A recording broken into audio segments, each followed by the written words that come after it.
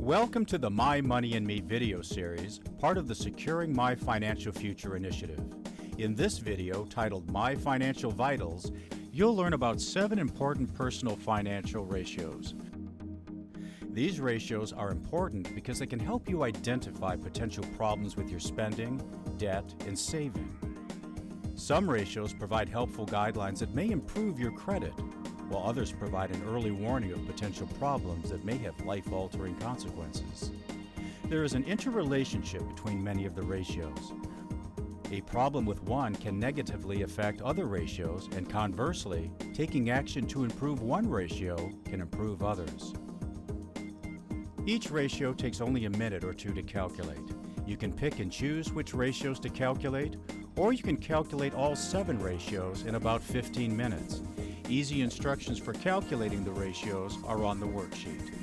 Establishing a baseline for all your ratios may be helpful in Part 5, titled My Financial Goals and Spending Plan.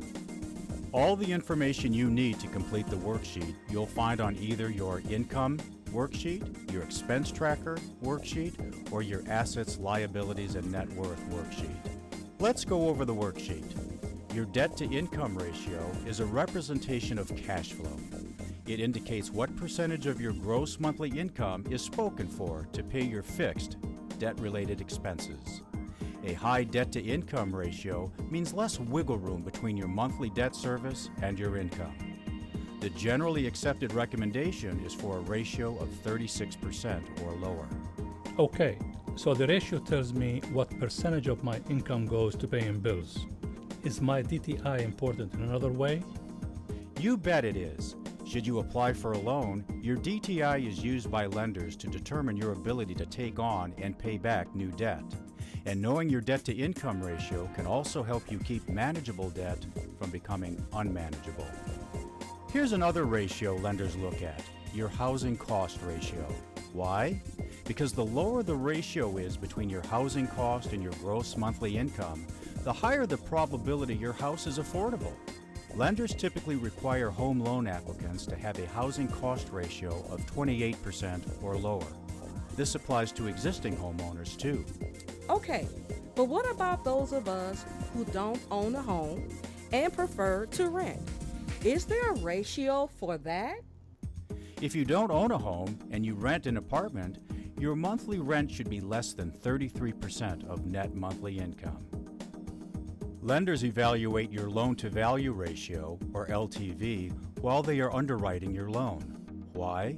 Because in general, the lower the loan amount as a percentage of the market value of the home, the less risk there is of a default on the mortgage. The generally accepted recommendation is for a ratio of 80% or lower. The total debt to total assets ratio is used as an indicator of financial leverage, or debt. Whether it's a company or a household, the total debt to total assets ratio determines what percentage of your assets were financed with debt. A higher percentage indicates more debt and potential risks. The generally accepted recommendation is for a ratio of less than 1. Your liquidity ratio is money you can immediately access and use to pay the expenses of an unforeseen event, emergency, or to pay expenses during a period of unemployment. The recommended ratio is 3 to 6 months of net income. 3 to 6 months? Is that even realistic? So many of us are just trying to make ends meet while paying down our debt. And now you're telling us we need to have 3 to 6 months of income stashed away? That's almost cruel. Remember, these are only guidelines. So for your rainy day fund, don't get too caught up on the number of months. Just grasp the importance of having liquid assets intuitively. Having funds set aside for emergencies or to cover expenses during a period of unemployment or underemployment is a smart thing. Your consumer debt ratio indicates how much of your income goes to making car payments, installment loan, and credit card payments. A consumer debt ratio that is too high may cause other ratios to be too low, creating more red flags. The generally accepted recommended ratio is 20% of net monthly income or lower. Remember, whether it's your assets or your liabilities, your income or your expenses, there's an interrelationship between all of them. What's going on with one will typically have an effect on the others. The last ratio you need to know about is your savings rate to income ratio. This important ratio is the total dollar amount of monthly savings you put into your bank or credit union, IRAs, or employee-sponsored retirement accounts divided by your gross monthly income. The generally accepted recommended ratio is 10 to 20% of your gross monthly income. How much are you saving on a monthly basis? Is it really enough? Recalculate your personal financial ratios annually, or if there is a significant change in your financial circumstances. If you have financial goals that include saving or debt reduction, certain ratios can show significant improvement in just a few months. Part 5 will be helpful. It's all about setting your financial goals. This concludes Part 4. So what do you know? I know that my personal financial ratios are important because they help me identify potential problems with my spending, debt, and saving. I know that a problem with one of my ratios can negatively affect other ratios, and conversely, taking action to improve one ratio can improve my other ratios.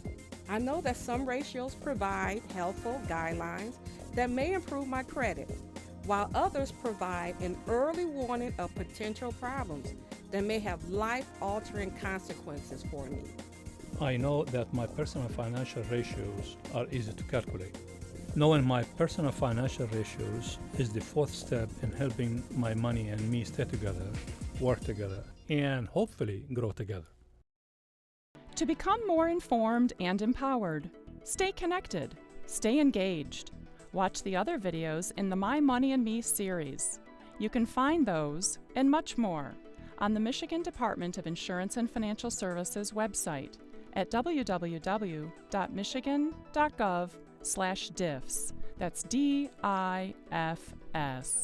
Or call 877-999-6442.